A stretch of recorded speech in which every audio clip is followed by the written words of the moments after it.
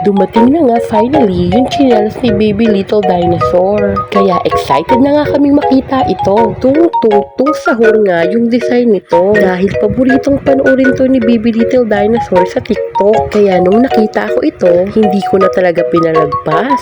Mura lang ito. At in fairness, maganda ang quality. Malambot, komportable, at hindi makati sa paa. Tapos yung print niya, malinaw.